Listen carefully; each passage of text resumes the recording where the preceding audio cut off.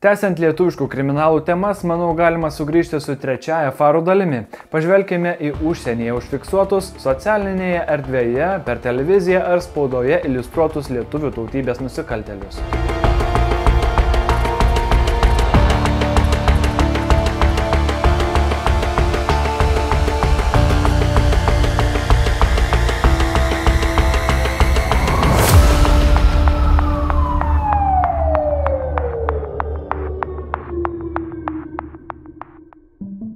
2021 Britų policija televizijos laidoje parodė 2 lietuvių suėmimą ir kratą jų namuose. 41 Lyda Petravičiūtė ir 35 Laisvydas Urbaitis buvo sulaikyti po 3 metus trukusio tyrimo, kurio metu buvo išnarpliotas jų 2 prekybos žmonėmis ir moderniosios vergovės tinklas Didžiojoje Britanijoje. Tuo tarpu kartu su jais buvo suimti ir dar 3 žmonės, pas juos buvo rasta narkotinių medžiagų ir ginklų. Ši grupuotė vertėsi pažeidžiamo socialinio sluoksnio lietuvių atgabenimu į Angliją. Nors bendruomenėje jie atrodė kaip sėkmingi verslininkai, apie Petravičiūtę net rašė laikraščiuose.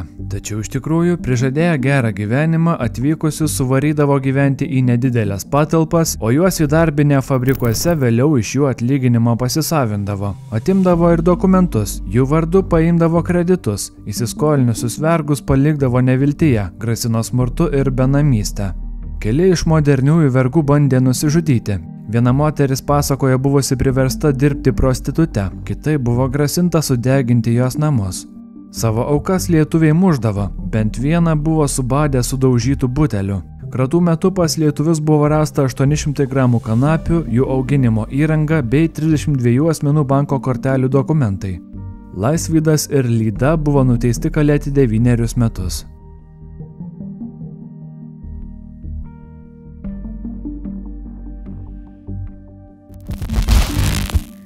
2021 Londone buvo suimti 3 nusikaltėliai – lietuvis, latvis ir izraelietis.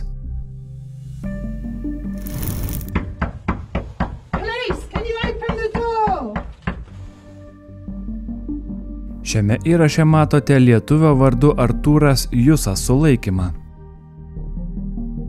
Trijulė 2020 į šalį žvejybiniu laivu bandė nelegaliai atgabenti 69 Albanijos piliečius. Krante jų laukia automobiliai, kurie būtų juos išvežioję po Angliją. Šio laivu grupuotė žadėjo žmonės gabenti kas savaitę, tačiau pakliuvo jau pirmojo reiso metu. Iš Belgijos atvykęs laivas buvo išaiškintas Didžiosios Britanijos sienos apsaugos darbuotojų, o visi paslėpti nelegalai išlaipinti ir deportuoti.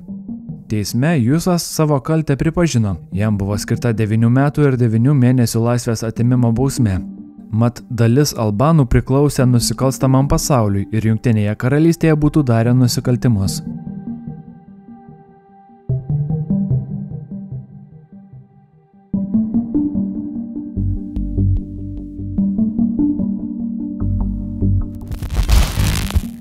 2018 organizuota lietuvių plėšikų grupė atvyko į Didžiąją Britaniją su vienu tikslu – apvogti nusižiūrėtą britų šeimai priklausančią juvelyrikos parduotuvę.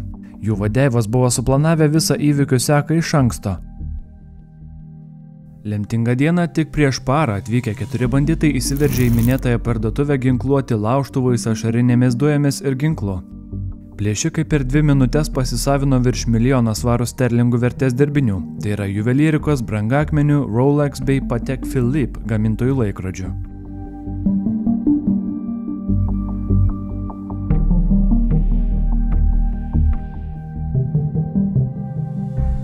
Viską susikrovę vagiai sėdo į Renault Laguna, vėliau persėdo į Ford Mondeo ir nurūko į kitą miestą.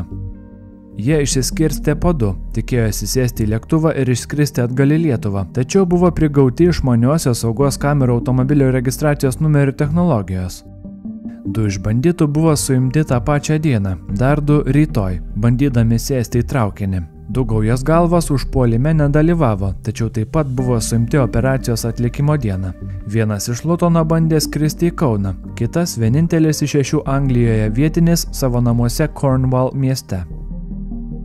20-metis Haroldas Ivanovas buvo nuteistas kalėti 7 metus, 24 Tomas Bakierskis ir 25 Tomas Šleikaitis 9,5 metų, o 28 Saulius Mickus 8.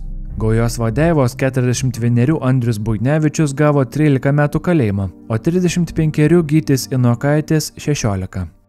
Pavogti deimantai 12 Patek Philippe ir 16 Rolex laikrodžių niekada taip ir nebuvo surasti. Manoma, kad buvo perduoti, išvežti iš šalies ir parduoti juodojoje rinkoje.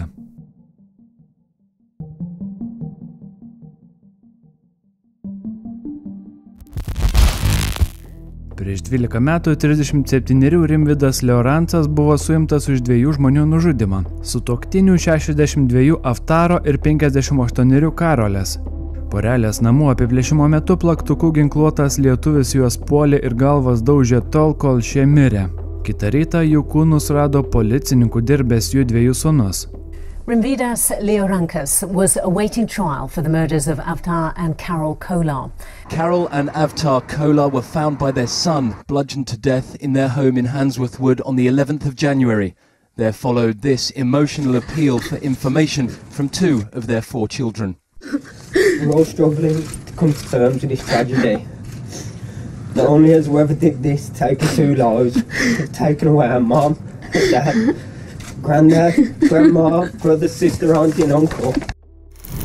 Greitai išaiškintas, Liorancas buvo suimtas bei įkalintas laukti teismo datos. Tačiau jos nesulaukė. Kalėjimo kameroje prieš tai parašęs laišką artimiesiems Lietuvoje pasikabino savadarbėje kilpoje. Buvę lietuvio kambariokai apibūdino jį kaip šiurpų beprotį, kuris keistai elgėsi, buvo linkęs smurtauti, o savo kambaryje laikė labai daug plaktukų. Visiems sakė esąs statybininkas. Bet iš tikrųjų jis buvo nelegaliai į šalį patekęs plėšikas, prieš tai jau 2 kartus Didžiosios Britanijos deportuotas be galimybės sugrįžti. An MP is demanding to know how a Lithuanian man who was arrested over the murder of a couple in Birmingham got into the country. The man accused of their murder had been deported from Britain a year before, but the Home Office won't say how he got back into this country. Straipsniuose pasakojama, kad baigęs mokyklą Vadžgirio miestelyje Jurbarko rajone lietuvis iš karto ėmėsi vagies amato, o paskutinius 10 gyvenimo metų klajojo po Europą, kur vykdė įvairaus plauko nusikaltimus. Šis vaizdo įrašas buvo patalpintas 2019. Aprašoma, kad jame užfiksuota 4 asmenų lietuvių grupuotė, kuri vieną naktį nusprendė apvogti vienos Netertono mieste gyvenusios šeimos namus.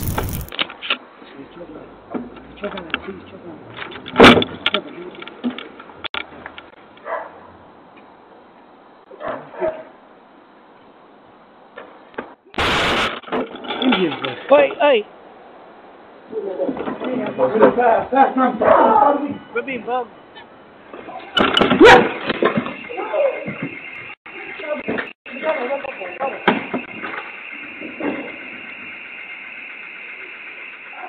Kai baigėsi šis įvykis, nebuvo paskelbta. 2020 policija atliko 5 lietuvių suėmimus Airijos miestuose Dubline, Korke, Kerry ir Waterforde. Vėliau iš viso buvo suimta 18 gaujos vadeivų ir svarbių narių.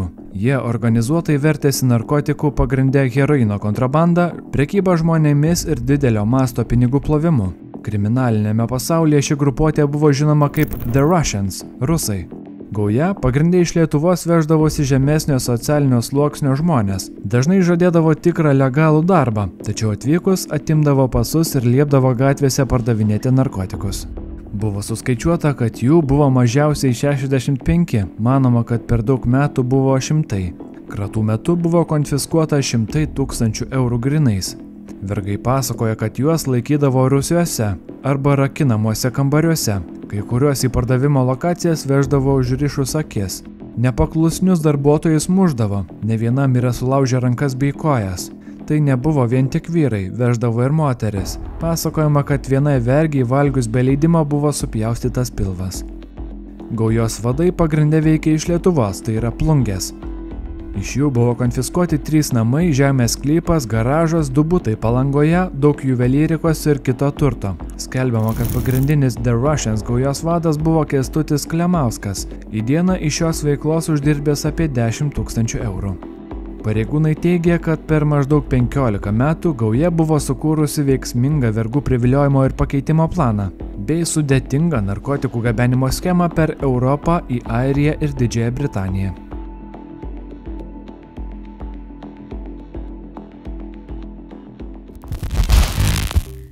2022 Tailando policija suėmė sprukti bandžiusi lietuvį Marių Kunicką, o spruko jis po to, kai su savo translyte mergina susikivirčijo ir galiausiai ją nužudė.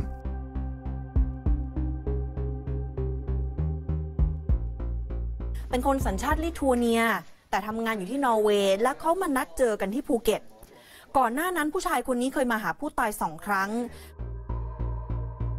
Vieną vakarą apie pusę metų draugavusi pora gėrė alkoholį. Kai vieno pokalbio metu vyrą apėmė pavydas, mat tailandietės telefone rado susirašinėjimus su jos buvusiu širdies draugu iš Didžiosios Britanijos.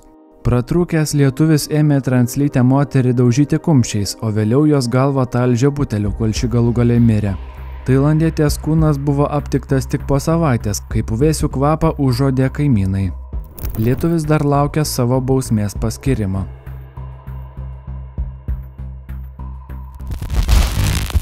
Praeitų metų vasarą Jungtinių valstijų pareigūnai sulaikė į Floridą atplaukusį jūreivį iš Lietuvos. 32 Matas Viežauskas savo laive atgabeno didelę narkotikų kontrabandą.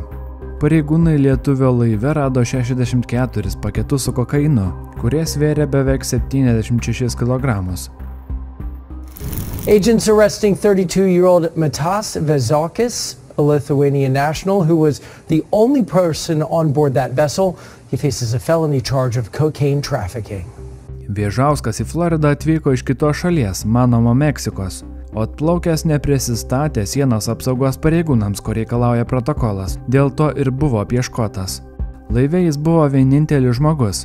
Lietuviškojo Escobaro krovinys buvo įvertintas 2,6 milijonais JAV dolerių. Lietuvis iki šiol yra sulaikytas ir remiantis paskutiniu viešu įrašu veikiausiai savo teismo laukia Monroe County kalėjime. O štai 2022 vasarą Indianoje buvo suimtas toks Modestas Grublys. Jis buvo ieškomas dėl Luizianoje padarytų nusikaltimų, mat internete netikrų vardu Mad Lund pardavinėjo laivus, kurių iš tikrųjų neturėjo. Gavęs pavedimus, pirkėjus tiesiog užblokavo. O iš viso iš amerikiečių jis išviliojo 83 000 JAV dolerių. Lietuvis buvo sulaikytas atsitiktinio patikrinimo kelyje metu. Sustabdžius jo vairuojamą automobilį kilo klausimų dėl jo tapatybės. Taip paaiškėjo, kad tai kitoje valstijoje ieškomas sukčius. Pergabenus jį atgal į Luizianą jam buvo pareikšti kaltinimai vagystėmis ir pinigų plovimu. 99 gimęs jaunasis gangsteris pagal viešai prieinamą duomenų bazę šiuo metu savo bausmės laukia Luizianos pataisos departamento kalėjime.